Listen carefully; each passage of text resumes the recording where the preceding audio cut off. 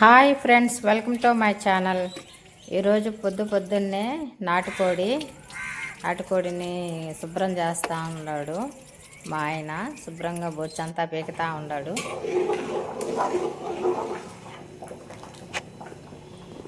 నాటుకోడిలోకి రాగి సంగటి, రైసు రెండు చేస్తున్నాను. అన్నం వండుతున్నాను, సంగటి కూడా చేస్తున్నాను. సంగటికి, రైస్కి, మామూలుగా రైస్కి అన్నిటికీ పెట్టేసుకున్నాను స్టవ్ మీద.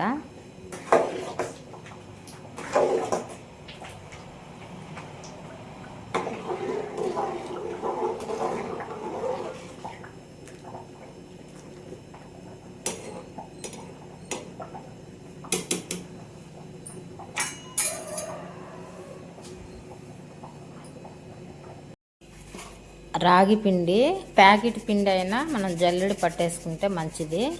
జల్లెడి పట్టేసుకుంటున్నాను నేను.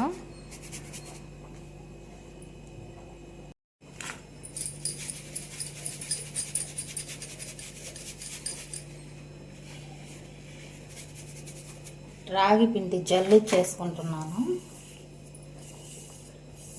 రాగి సంగటి ఈరోజు.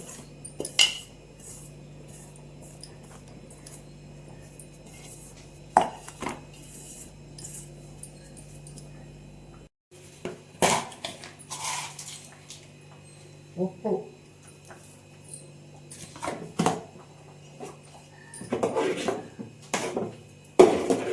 వేసుకున్న తర్వాత పిండి,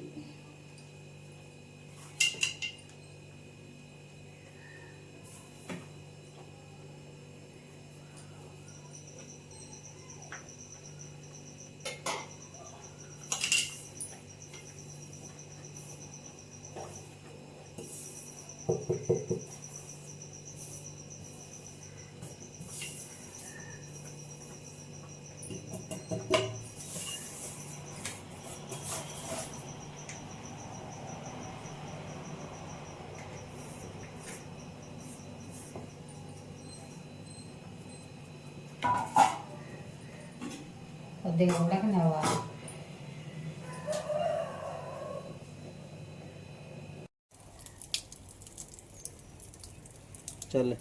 చాలా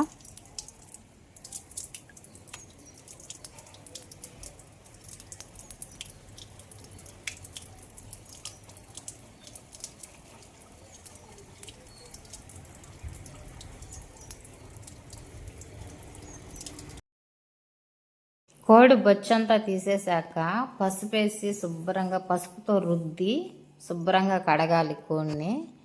అప్పుడు దానికి ఏమన్నా అంటే యాంటీబయాటిక్ కదా పసుపు అంటేనే. మామూలుగా బొచ్చులో గోమారి అలాంటివి ఏమన్నా ఉన్నా కానీ పసుపుతో నీట్గా కడిగితే మనకు శుభ్రంగా పోతాయి, అన్నీ పోతుంది. ఇప్పుడు నీట్గా ఉంటుంది.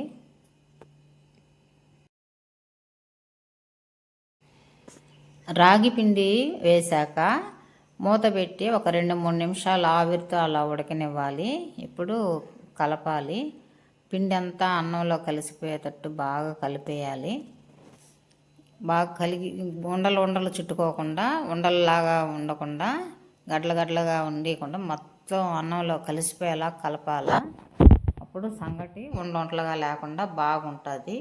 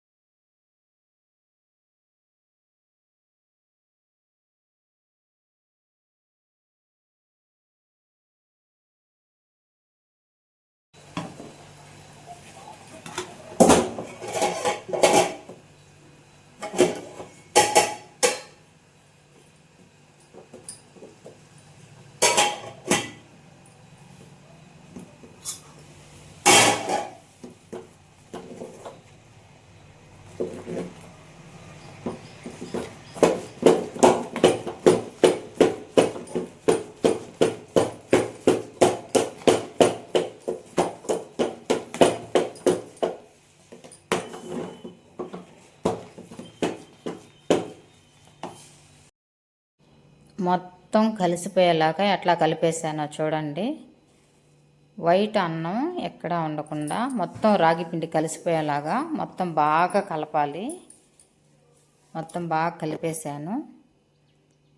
కొద్దిసేపు మూత పెట్టేసి ఒక్క 2 నిమిషాలు అట్లా సెగను ఉంచితే సరిపోద్ది. కోడి కూడా రెడీ అయిపోయింది. చికెన్ కూడా కోసి ఇచ్చేసాడు మా ఆయన. నాటుకోడి రాగి సంగట్లోకి నాటుకోడి పులుసు పెడతాను చూడండి నా స్టైల్లో. ఈరోజు నాటుకోడి కూర, రాగి సంగటి మా ఇంట్లో.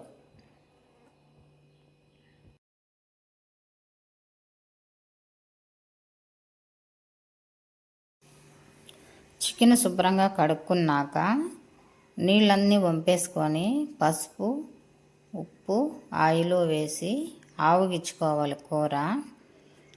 ఆవగించకుండా చికెన్లో వచ్చిన నీళ్ళతోటే చికెన్ ఉడికించుకోకూడదు. ఆ నీళ్ళన్నీ వంపేసుకోవాలి నీట్గా.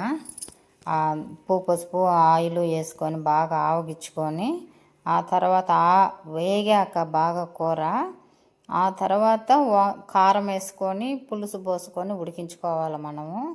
అప్పుడే కూర బాగా టేస్ట్ ఉంటుంది.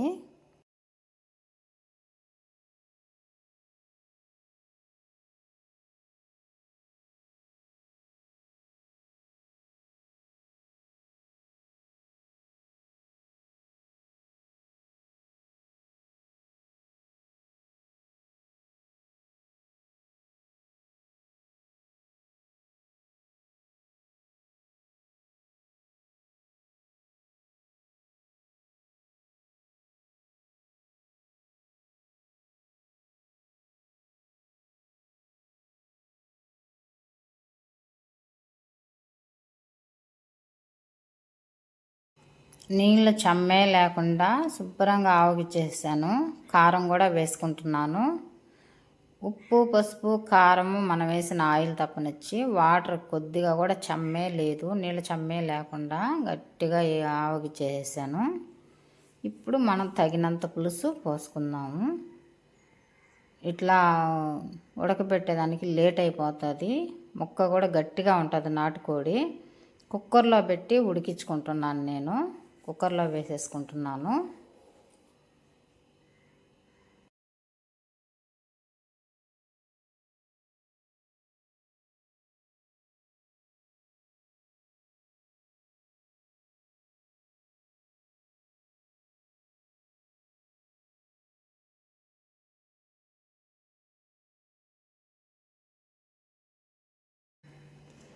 కుక్కర్లో వేసేసుకొని మనకి పులుసుకు తగినంత వాటర్ పోసుకుంటాను. నాకు ఎంత పులుసు కావాలో అంత వాటర్ పోసుకుంటాను. కుక్కర్లో పెట్టి 4-5 విజిల్లు వచ్చితే సరిపోద్ది. మనకు ముక్క బాగా ఉడికిపోద్ది 4-5 విజిల్కే. తగినంత వాటర్ పోసేసుకొని కుక్కర్ మూత పెట్టేసుకుంటున్నాను.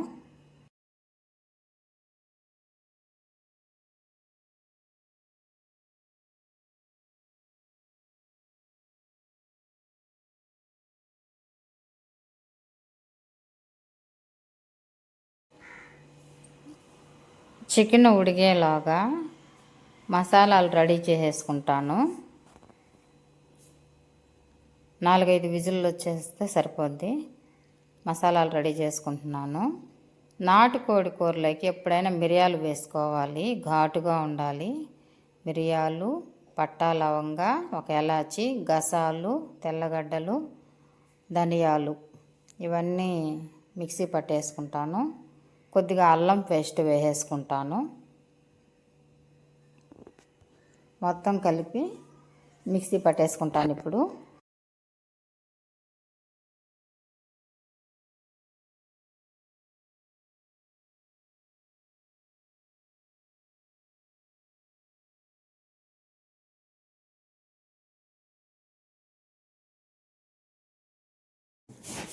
మసాలాలు వేసేసుకున్నాను. చికెన్ కూడా ఉడికిపోయింది. తిరగమాత పెట్టేసుకుంటున్నాను. ఆయిల్ వేసుకున్నాను. కొద్దిగా ఆవాలు వేసుకుంటున్నాను.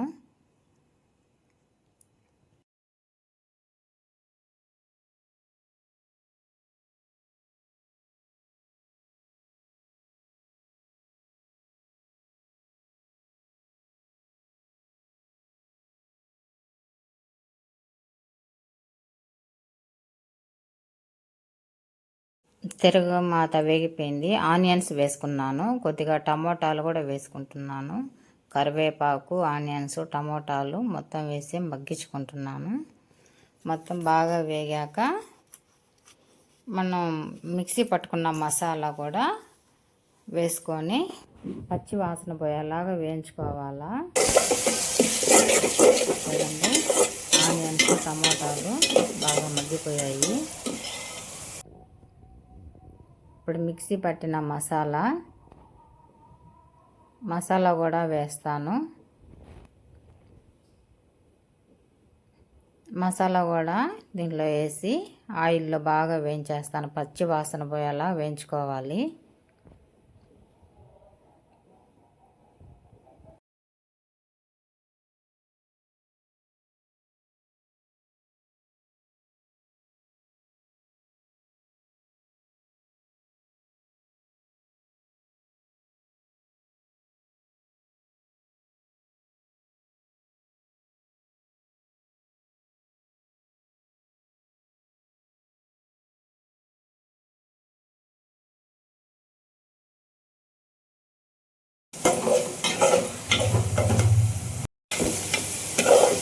మసాలా